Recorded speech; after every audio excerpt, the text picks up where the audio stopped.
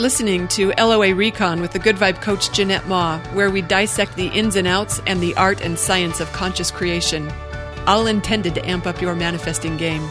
Let's have some fun together.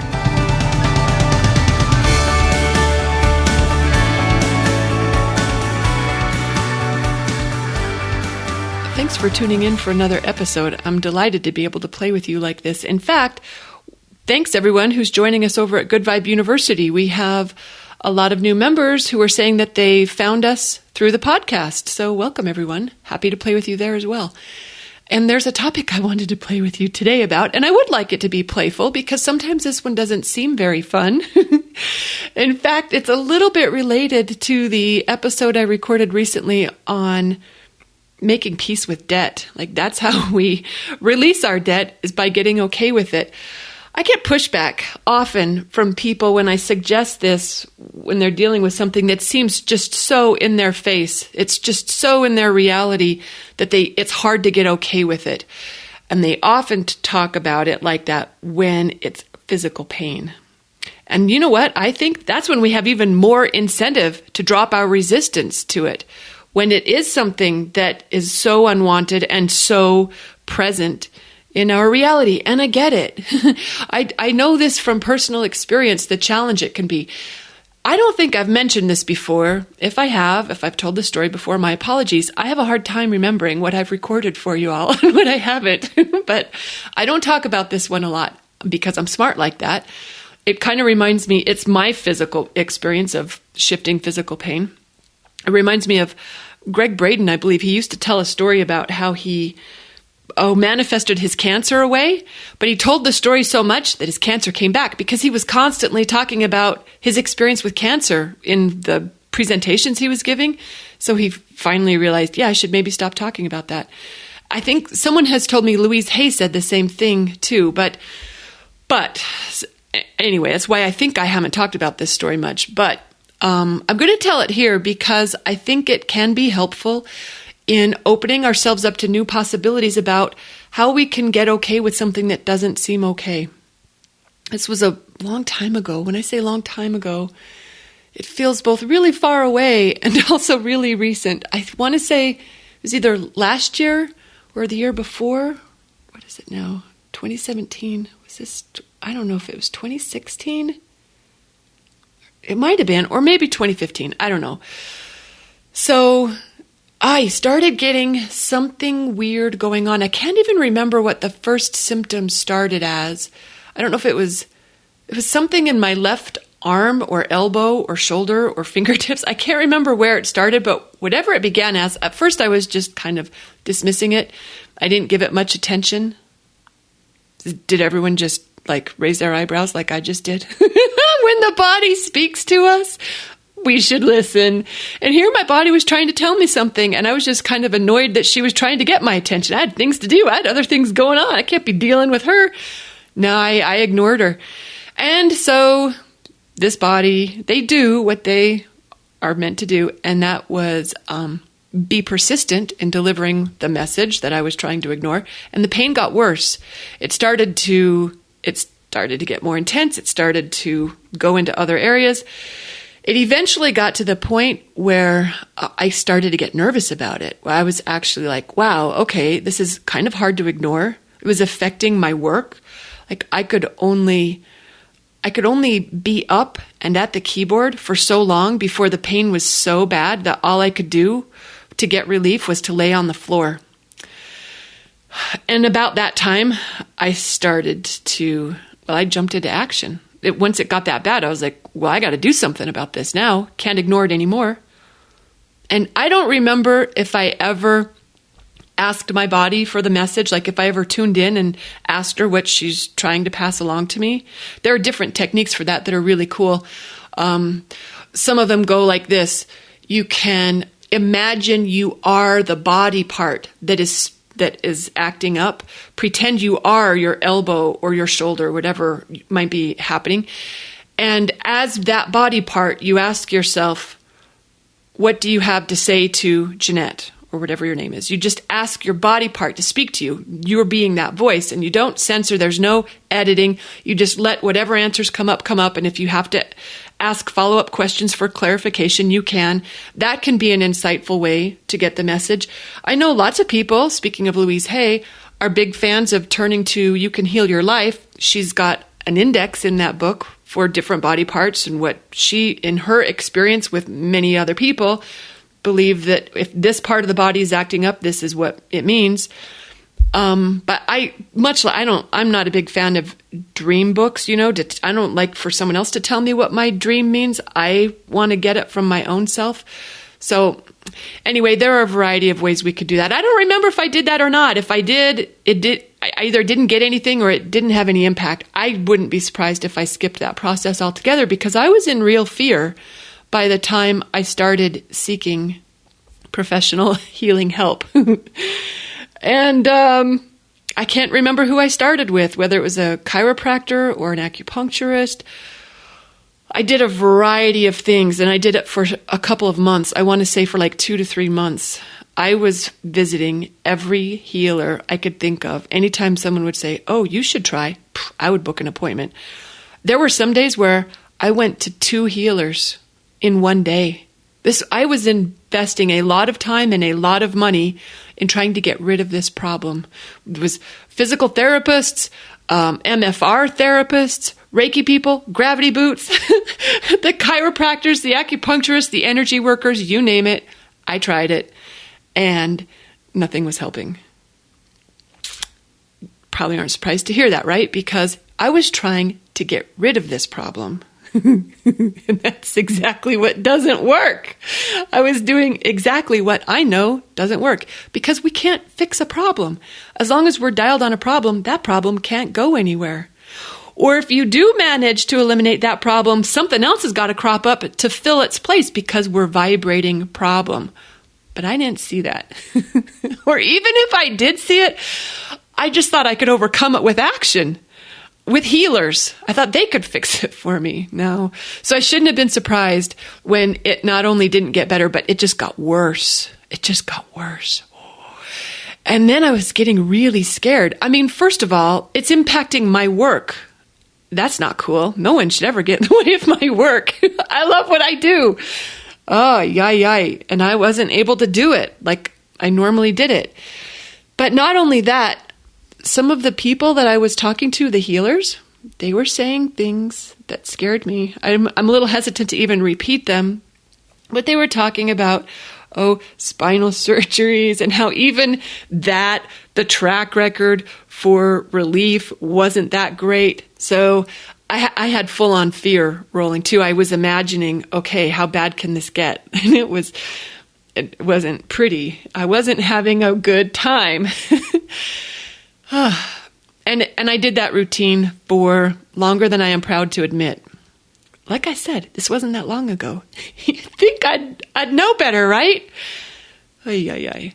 So after basically there wasn't anyone else to go see because I had seen everyone who I thought could possibly help with this, and it not only wasn't helping, but it was just getting worse over time, I realized that I specifically remember the day I had gotten up, I had started working, was at the desk for a couple hours before the pain started to get and the pain, as soon as I stood up, like I could feel the pain, but it would take a couple hours before it was so bad that all I could do was just lay down on the floor in tears for relief. So that moment came when I realized I'm not going to be, I have to stop typing. I can't sit here anymore. But I was working on something and I really, really didn't want to leave. I can't remember what I was working on. It could have been a blog post. I don't know. But whatever it was, I didn't want to leave it. But the pain was so bad. So I remember I lifted my hands off the keyboard and I was like, well, this is your stopping point. But I didn't want to stop. And the thought that came up to me was it was kind of spontaneous. I can't say I consciously reached for this thought. It was kind of spontaneous. It was like, well, this might be your life from now on, girl. You might want to get over it and just get used to it. I put my fingers back on the keyboard and I kept typing. Okay. I don't know if you could feel the triumph that moment was. I wasn't even expecting it. But as soon as I had that thought, like, this might be what your life is from now on. You might want to just get over it and figure out how to live with it. And I went back to work something shifted. And it wasn't the physical pain. The physical pain was still there. It was still as bad as it ever was. But my story about it had shifted. Like, instead of making it this big, bad, terrible thing, I had made a little bit of peace. I had dropped a little bit of resistance, maybe a lot. I don't know, maybe it was a lot, but I could feel the shift right in that moment when I decided I was going to be okay with it. It was a big moment. I wish I could take credit for, I had this awareness that I was in resistance, and so it was more organic than that.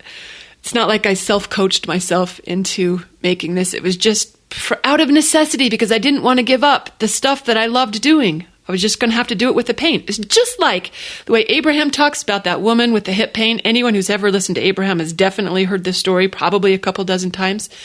But here I was living it, where they say a woman with hip pain was talking to them like, oh, so bad. And they said, look, you can either be a woman with hip pain who is in fear of her future, or you can be a woman with hip pain who's optimistic about her future. Like, the hip pain isn't going to go away in this red hot moment, but your story about it, that's what you're in charge of. So I just spontaneously, naturally, I shifted my story just because I didn't want to have to withdraw from my life any more than I already had. So, and there I was. I finished work, and I finished the work with the pain. I don't remember how much longer I sat at the computer, but after that, my routine changed. I wasn't all about trying to find someone to fix it. I was like kind of shrugging my shoulders, like, what are you going to do? I already tried everything. Nothing. I know I'm not proud of how slow a student I was about this, but I still had one session on the books with a physical therapist who was going to try something different.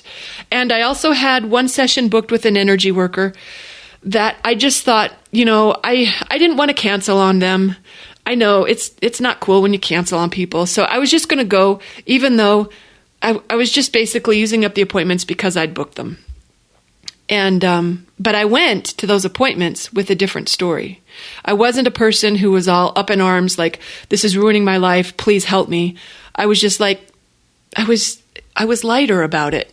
I wasn't in resistance to it as much as I was before. I'm not going to say it was 100% gone, but certainly not as bad as it was before.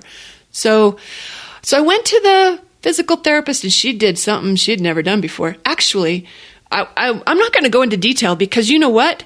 That's not what made the difference. It would be easy for someone to hear this story and think, whoa, that stuff was magic. That stuff wasn't magic. What was magic?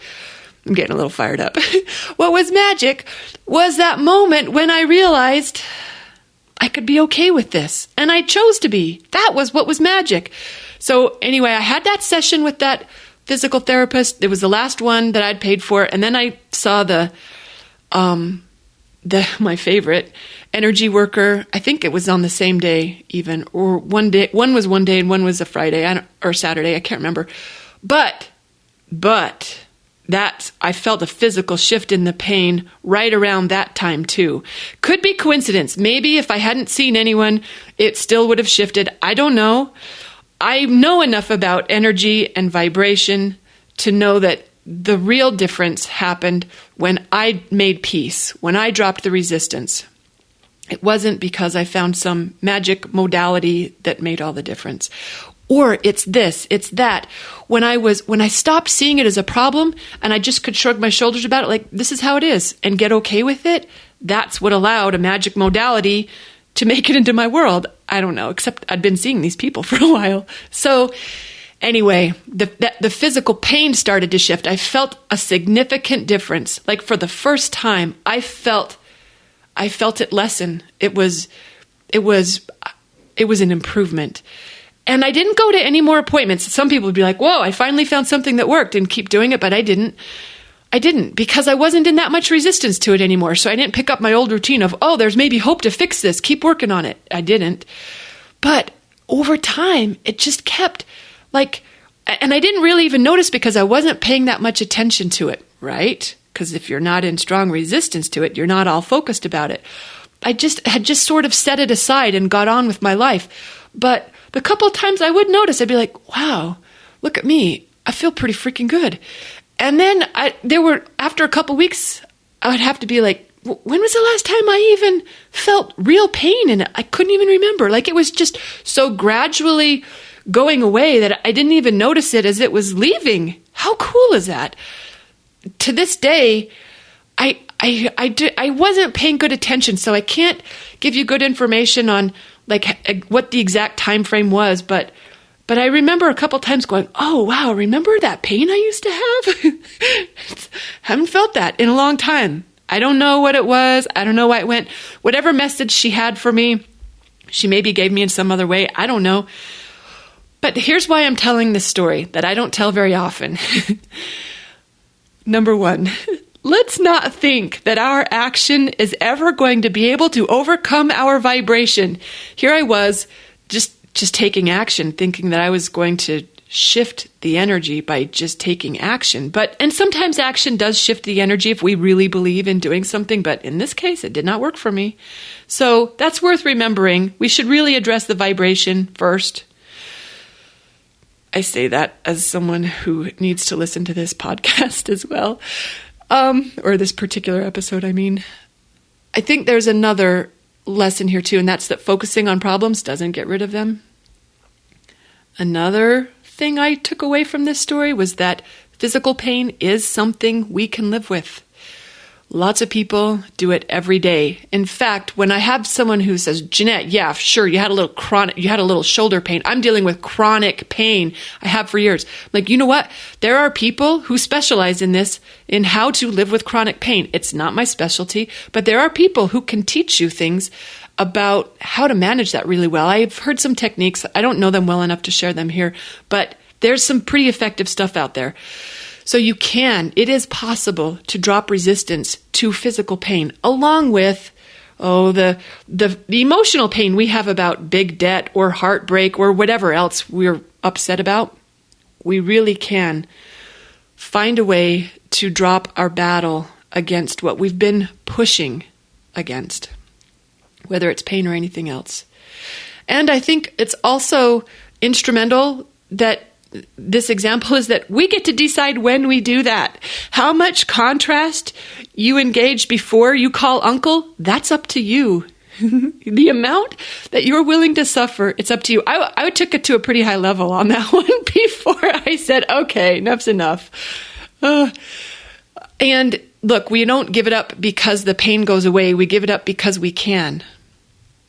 And there's another thing that I wanted to say about this story, and that's that giving up is powerful and smart.